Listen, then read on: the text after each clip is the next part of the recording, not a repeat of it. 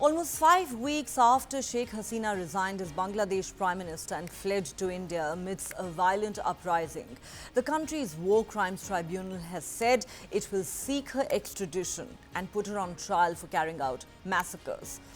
Mohammad Tajul Islam, the chief prosecutor of Bangladesh's International Crimes Tribunal, told journalists on Sunday, as the main perpetrator has fled the country, we will start the legal procedure to bring her back. Addressing a press conference, Tajul Islam said necessary steps would be taken to bring the former Prime Minister back under the extradition treaty with India to try her on charges of mass killings during the student-led protests in July and August. He said we will file an application with the International Crimes Tribunal when it resumes its functions to issue arrest warrants against all the absconding accused, including Sheikh Hasina, in connection with the cases filed for mass killings and crimes against humanity. Bangladesh has a criminal extradition treaty with India, which was signed in 2013 while Sheikh Hasina's government was in power. As she has been made the main accused in the massacres in Bangladesh, we will try to legally bring her back to Bangladesh to face trial. That is what he said. He added that a decision would be taken after consulting with the government about amendment of the existing International Crimes Tribunal Act for holding trial of the new cases filed with the ICT. The chief prosecutor said information, documents and evidence against the accused persons will have to be collected from across the country, and those will have to be compiled, examined and placed properly before the tribunal, which are very much challenging and huge tasks. According to Tajul Islam, the International Crimes Tribunal and its investigation team will have to be reconstituted by appointing new judges and investigators, as previous judges, prosecution team and investigating agency appointed by the previous government have stepped down after the interim government was formed in the country following the fall of the Hasina-led government. The International Crimes Tribunal was set up by Sheikh Hasina in 2010 to probe atrocities during the 1971 independence war from Pakistan.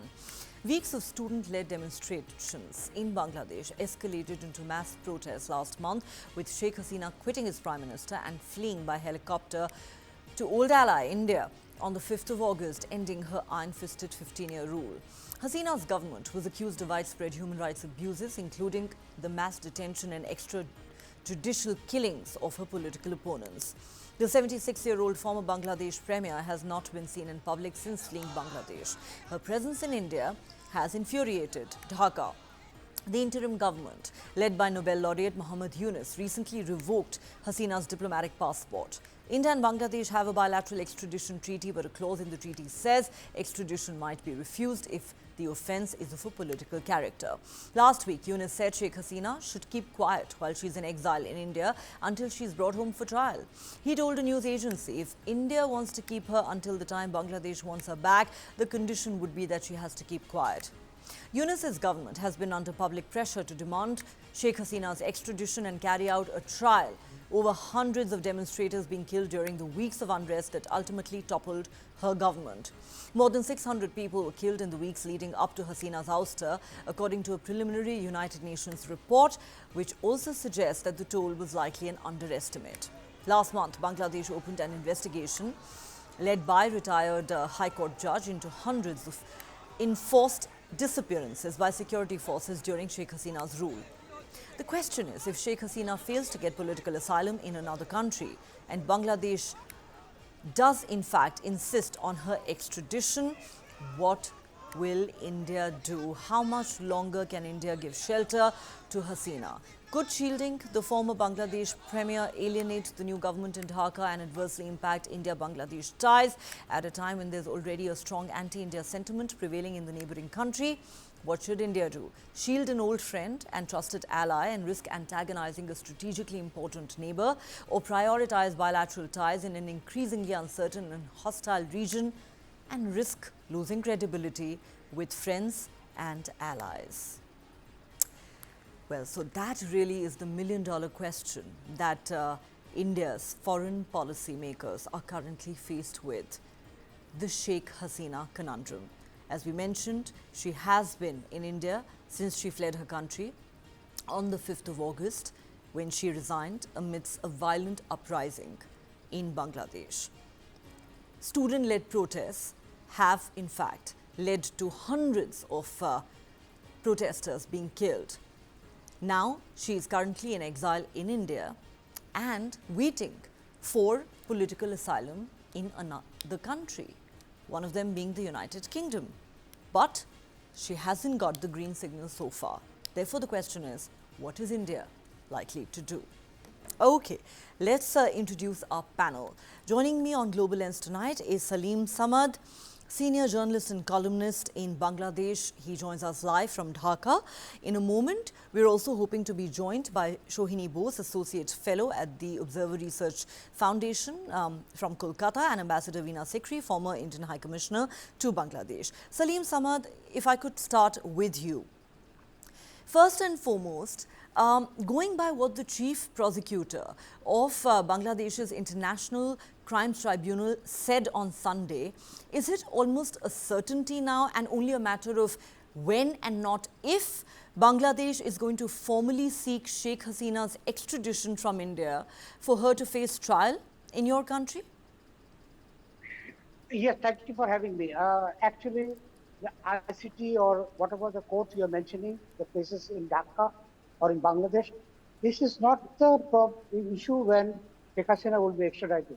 Actually, we are waiting for the Human Rights Commission, which is being in Bangladesh, and they are going to submit a report. Once the report is finalized and hand over, there will be a formal request to India as well to United Nations to deport Sheikh Hasina to Dhaka to face the trial, which is based on the UN report, because that is possibly can be argued that it is a credible report, not the court which is in Bangladesh, which is of course not very independent.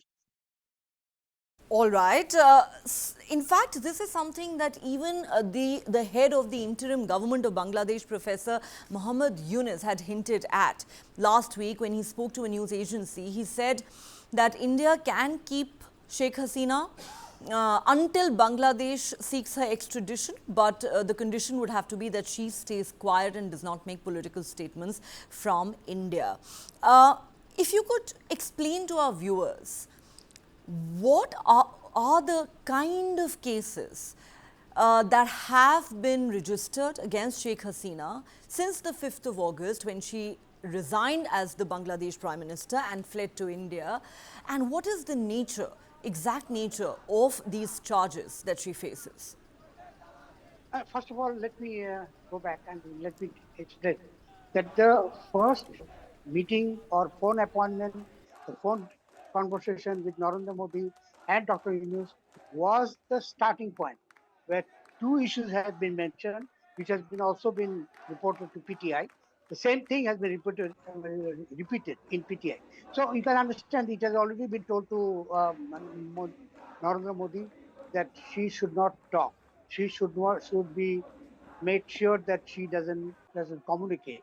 So this was one, and of course, Professor Yunus also mentioned that there is likely that she should be deported to face trial in Bangladesh, and that trial has nothing to do with the War Crimes Tribunal or the Bangladesh court or the magistrate court, wherever there is a charges of murder, of killing of students. So officially, only yesterday, the now figure is now 640 students have been killed officially, but the figure is much more, which are non-students. So she will have to face the trial for killing the students. So whatever the number of cases that you have heard of, whatever the number of cases I have reported, that possibly will not affect her the demand or the request to or deport or extradite Sheikh Hasina to Bangladesh. It will be, we have to wait till the UN report is published. Wait till the UN report is published. Now, I believe that more than 100 criminal cases have been filed against Sheikh Hasina. She's been accused of carrying out massacres and mass killings of not just student protesters, but also in some cases opposition leaders, many of whom were detained. The question really is that if Sheikh Hasina does in fact face trial in Bangladesh, what kind of a sentence is she looking at? And how serious do you believe the Mohammad Yunus-led interim government is about ensuring that Sheikh Hasina is in fact extradited and put on trial?